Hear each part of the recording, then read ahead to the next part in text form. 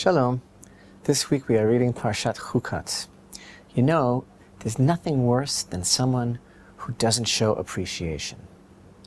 But actually there is one thing worse, and that is someone who, instead of showing appreciation, turns the whole thing on their head and takes the very instrument of appreciation that they should be thankful for, and instead blames his benefactor for everything that's happened because of the good thing that he's done.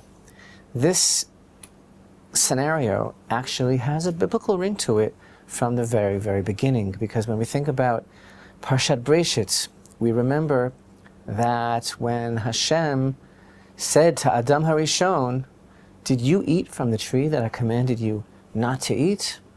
What was the very first thing that Adam said? "The woman that you gave me to be with me, she gave me of the fruit of the tree, and I ate."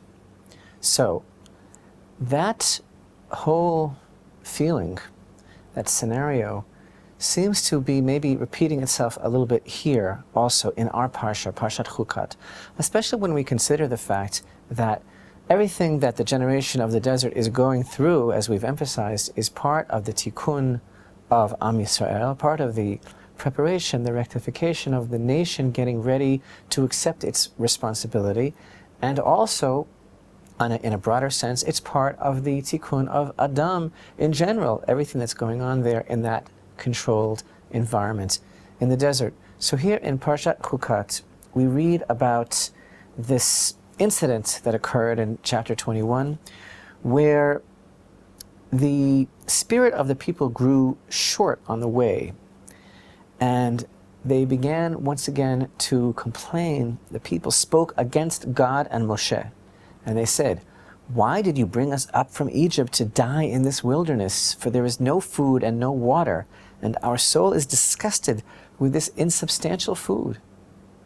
So here, of course, where do we begin looking at this statement where God took them out of Egypt, brought them on their way to the land of Israel, to the promised land, and in the meantime is feeding them from his table, as it were, bread from heaven, this man, which has no physical counterpart whatsoever, which has no byproduct, which has nothing negative associated with it whatsoever, because it was a type of spiritual diet where God was already beginning to prepare them for their lives by keeping them so pure and getting them ready for this awesome task. And their relationship in the desert during those years was so high, their connection to God was so pure, that the only thing they'd be able to tolerate was this perfect food, this manna, which was like the physical representation of the ratzon, of God's will, of his desire for his people. But, as our sages tell us, it produced no waste product. The generation of the desert, the Israelites in the desert, did not have to relieve themselves during that entire period, and therefore they looked at themselves and they said, "We're not living lives like people," and looking for an excuse, they said, "This can't be right, something wrong with this picture. If you eat food, you should afterwards have to take care of these basic needs."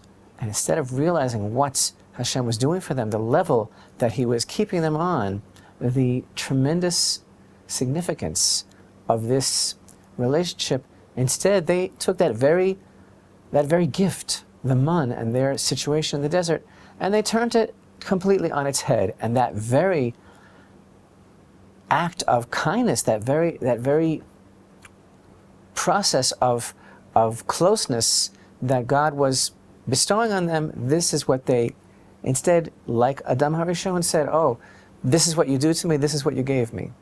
So, getting back to that Edenic parallel, seeing as how the complaint of the Israelites so much hearkens unto that original response of Adam Harishon, "It's your fault because you gave her to me." So we have another parallel to the story of Gan Eden. We have another throwback to that earlier scenario.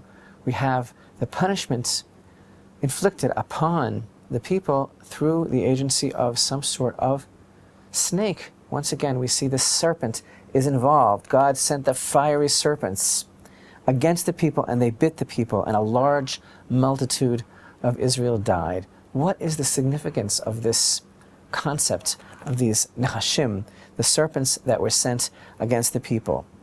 Why specifically were these serpents used as an element of retribution? The more we understand this incident, the more we can appreciate the fact that the major issue here was the aspect of lashon hara, the aspect of evil speech that the people spoke now against God and against Moshe. And that element of lashon hara is very much reminiscent of the lashon hara spoken originally by the first master of lashon hara, who was the snake, who spoke actually to Chava and intimated to her that God has some sort of agenda here, that God doesn't want you to eat from the fruit of the tree, because if you eat from it, then you'll be like him. And he spoke against God, and ultimately Chava and Adam also spoke against God. So the serpent is the vehicle, as it were, the agent of retribution, since they did not learn their lesson from the lashon hara spoken by Adam against Hashem. Thus, the one who started the lashon hara, the one who started the evil speech, is the one who comes now to take retribution against those who continue that.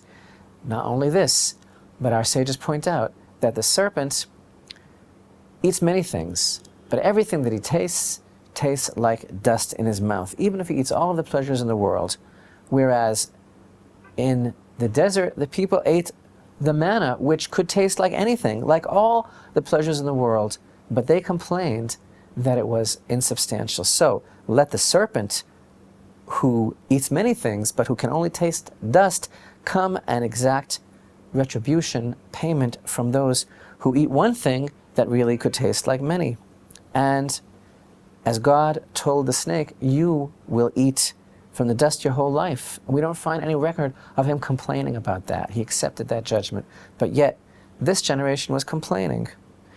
The generation of the desert lived completely protected and nurtured, and they were provided for completely by God. All their needs, all they had to do was open up their eyes and look around them and learn to appreciate everything. And indeed, one of the greatest tikkunim for the generation of the desert, and indeed one of the greatest tikkunim for all the descendants of Adam, is for us to learn to appreciate everything that Hashem gives us.